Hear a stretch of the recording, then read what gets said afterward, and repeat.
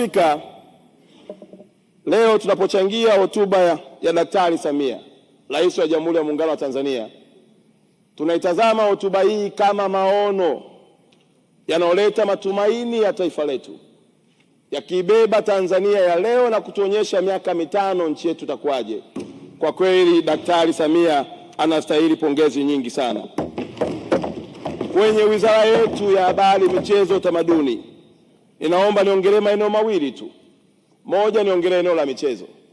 Daktari Samia amewekeza kwenye miundombinu takriban trilioni 1.267 kuhakikisha kwamba tunabadilisha mazingira na kuwatengenezea vijana mazingira mazuri zaidi ya kufanya michezo yao. Mfano tu, Mheshimiwa Spika, anakwenda kujenga uwanja wa Arusha ambao unaendelea kujengwa na umeshavidi zaidi ya 70%, takriban bilioni 338 zinatumika pale. Uwanja wa hapa Arusha ambao tayari mkataba umeshasainiwa na mkandarasi ameshalipwa bilioni 55 wenye gharama takriban ya bilioni 366. Mheshimiwa Spika, kama vile itoshi, Daktari Samia anajenga viwanja vya mazoezi kwa maana ya mashindano ya AFCON kuruhusu mataifa mengine kufanya mazoezi yao ndani ya nchi yetu, takriban ya thamani ya bilioni 51. Mheshimiwa Spika, kama vile itoshi, anafanya ukarabati wa uwanja wetu wa Mkapa takriban bilioni 31. Anafanya ukarabati wa uwanja wetu wa Uhuru takriban bilioni 19. Daktari Samia amezamilia kubadilisha na kujenga miundombinu si tu kwa ajili ya kizazi chetu bali kizazi kijacho. Mheshimiwa Spika, nitumie fursa hii kutoa rai.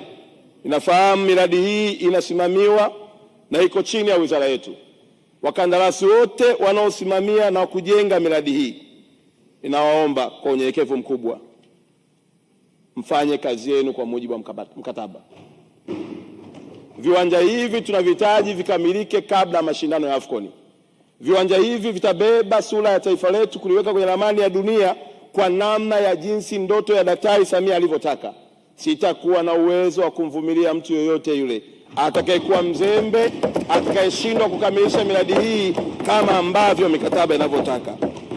Mheshimiwa Spika, tunafahamu ya kwamba vijana katika nchi yetu wako wengi na kwa muda mrefu wamekuwa na ndoto kubwa, sio kwenye michezo, sio kwenye filamu, sio kwenye baskeli kwa maana ya riadha, kwa maana ya Olimpiki. Kila kijana ndoto yake, lakini kwenye wizara yetu tumebaini ya kwamba vijana wengi pia wamekuwa na uwezo mkubwa wa kujipatia fedha kupitia mitandao ya kijamii. Mheshimiwa Spika, kwa mapenzi makubwa Daktari Samia ndani ya siku zake 100 alisema ataweka mpango wa kuwezesha vijana. Kwetu tayari ameshatoa bilioni 2 kwa ajili ya content creator ambao vijana hawa watazitumia kwa malengo mapana ya kujipatia pesa. Ninao heshima Mheshimiwa Spika, mbele ya bunge lako tukufu, kuarifu waheshimiwa wabunge ya kwamba tayari leo tumetoa tangazo kama wizara, kijana yoyote aliko kokote kule ndani ya nchi ya Tanzania mwenye kipaji chake, alikuwa anahangaika kutimiza ndoto yake kwa kutumia simu, wakati mwingine hata haina uwezo, fedha za Daktari Samia ameshazitoa, tunazo. Tumewataka waende kwenye halmashauri kwa maafisa habari wakajiandikishe, tuweke utaratibu wa kuwawezesha ili vijana hawa wawe mabilionea kupitia taaluma yao. Tatolea mfano mdogo tu Mheshimiwa Spika. Yupo kijana mmoja anaitwa Ndalo. Yeye ni mchekeshaji, anatengeneza content zake kupitia simu zake, ameweza kuajiri vijana 20 na yeye kwa mwezi anaingia sio chini ya milioni 17 kwa kazi hii anayofanya ya kutengeneza maudhui. Tumeona tuwashike mkono kwa niaba ya Daktari Samia kuhakikisha kwamba vijana hawa wanapata fursa hiyo. Mheshimiwa Spika, niruhusu niwapongeze Taifa Stars. Timu yetu ya taifa imetupa heshima kubwa tangu mashindano haya ya AFCON yaanze mwaka 1957 kama sijakosea.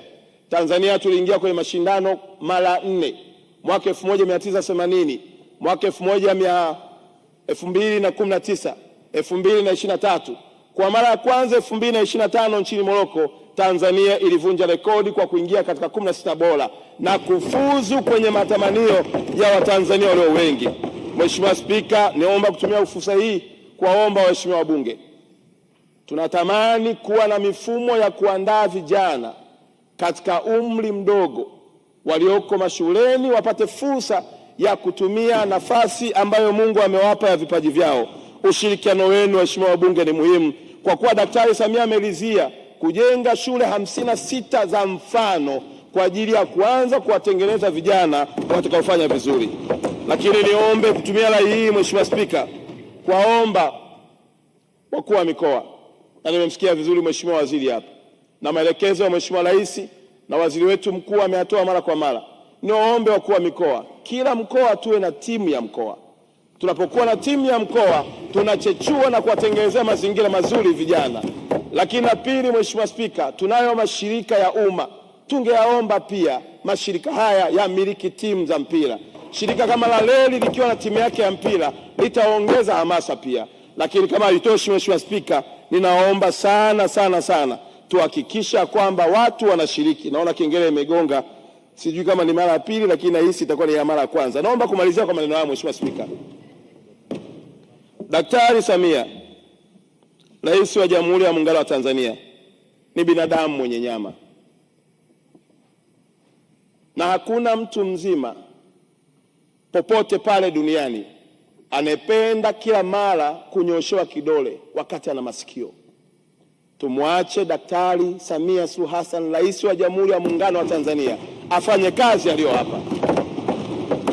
Maneno matakatifu katika kitabu cha Zaburi sura ya 122 ile sura mstari wa 6 mpaka wa 8. Utakieni Yerusalemu amani, na wafanikiwe wakupendao. Amani ikae ndani ya kuta zako, na kufanikiwa ndani ya nyumba yako. Kwa ajili ya ndugu zangu na rafiki zangu niseme sasa, amani ikae nawe. Mheshimiwa Spika, amani ndio msingi wa kila kitu. Niwaombe watu wote, hawawezi kufanikiwa kwenye taifa unalolilaani. Hakuna laana inayoweza kubadilika kwa mafanikio. Tuliombea amani taifa letu, tulilinde taifa letu, na tuhakikisha kwamba tunamlinda Daktari Samia Suluhu Hassan. Mheshimiwa Spika, baada ya kusema hayo, niombe tena kusema asante kwa kunipa nafasi, na niwakaribishe wananchi wote na wabunge kuja Arusha, kwa sababu ukitaka kula maisha mazuri njoo Arusha, ukitaka burudani njoo kwenye Wizara ya Michezo na Sanaa. Asante sana.